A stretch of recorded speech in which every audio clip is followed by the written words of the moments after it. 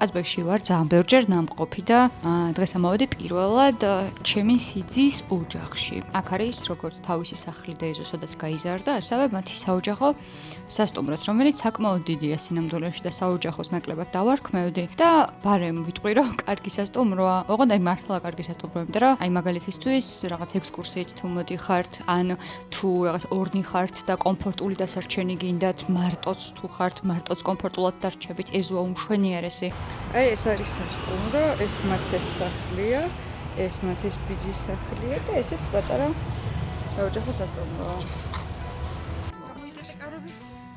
კეთი შემოტრიალდი ხო? არ მოდიოდა. სტიჩი მოითმინე, ეს არის ყველაზე მოუთმენელი ძაღლი სამყაროში, მართლა.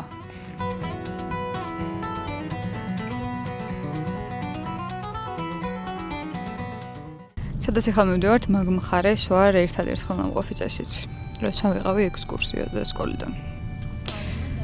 სად მივდივართ აბა?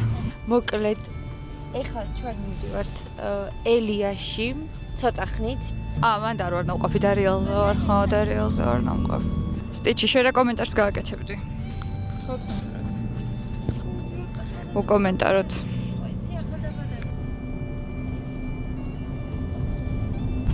აქ არ ვარ ნამყოფი აშკარად. ძალზე ჩანს.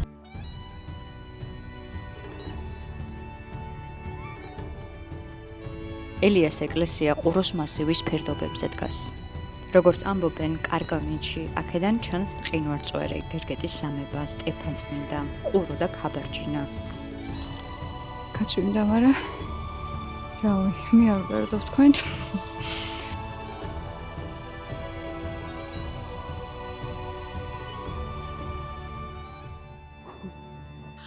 ეხლა ვართ ელიაზე. მარიმ უნდა აუშვას დრონი და მე წავიდეთ დარიალში. აქ არის მარიმ და ცდილობს რომ დრონი აუშვას. იმედია რომ არ ჩამოვარდება, იმიტომ რომ თუ ჩამოვარდება დიდი ალბათობით აქ ჩავარდება და არ მგონია ვინმე ამოიტანოს. რადგან წვიმს და ღრუბლიანი ამინდია, ეს მთები ძალიან კარგად არ ჩანს, ბუნებრივი არა, მაგრამ აი წარმომიდგენია კარგამინში რა სილამაზე იქნება აქ. სტიჩი, მოდი. არ მაქვს. მოდი, ჩემთან, მოდი. სტიჩი არ მოყვება. მოდი, კამფეტი გეჭამა, მოდი. კამფეტი. მოდი, ჩემთან, მოდი. მოდი. ხანჯა.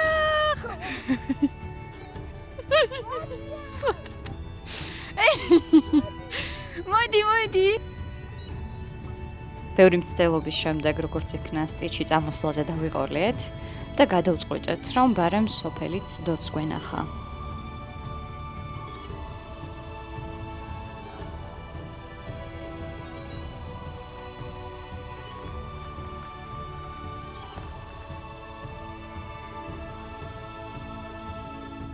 ცდო სტეფანწმინდიდან 6 კილომეტრში, დარიალის ხეობაში მდებარეობს. როგორც ამბობენ, სოფელში უმეტესად ციკლაურები ცხოვრობენ. 2014 წლის მონაცემებით ამ სოფელში სულ 17 ადამიანი ცხოვრობდა.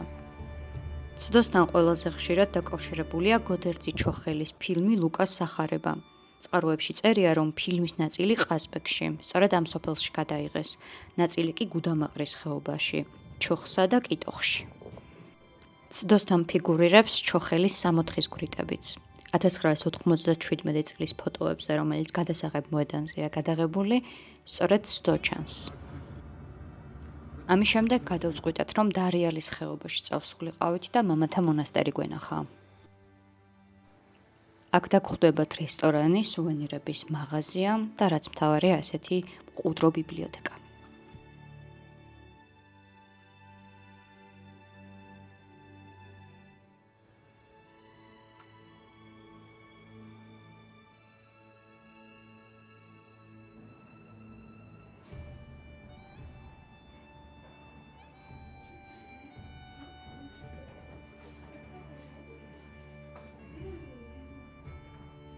ხო შეიძლება რომ გადავიღო.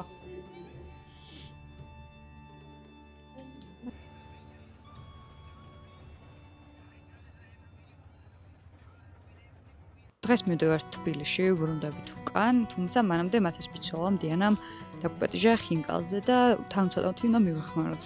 გადაღება არ უნდათ, ამიტომ რა თქმა უნდა არ გადავიღებ, თუმცა რაღაც პატარა მონაკვეთებს მაინც გაჩვენებთ. მე პირადად ეს ხინკალზე ბევრად უფრო მეტად მიყვარს. აქ არის შიგთავსად გამოყენებული კარტოფილი და ყველი და აუცილებლად მიირთმევთ ერბოსთან ან გამდინარ კარაქთან ერთად. დიანამ ხინკლის მოხვევაც გვასწავლა, ვერ ვიტყვი რომ ჩემგან რამე დიდი ხინკლის მომხვევი დადგება, თუმცა საკმაოდ გასართობი და საინტერესო პროცესი იყო. ცა მავალამაზე? მავალამაზე და მასჭერმით დანით თავ. კარგა იმას ქერო არ დაიშალას, იქ კარგა მოუჭირე ისონა. აი ემებით მოუჭირე, ემებით ბოლოს. აი.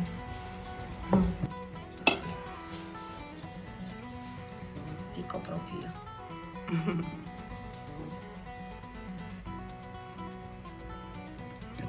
ორი საყვარელია.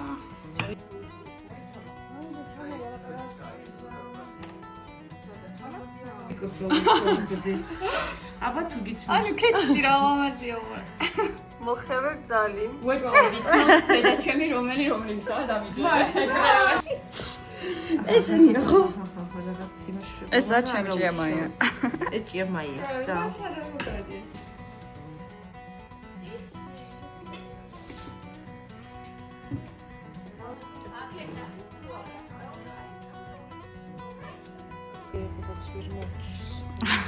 ჩემი ჭიამაია.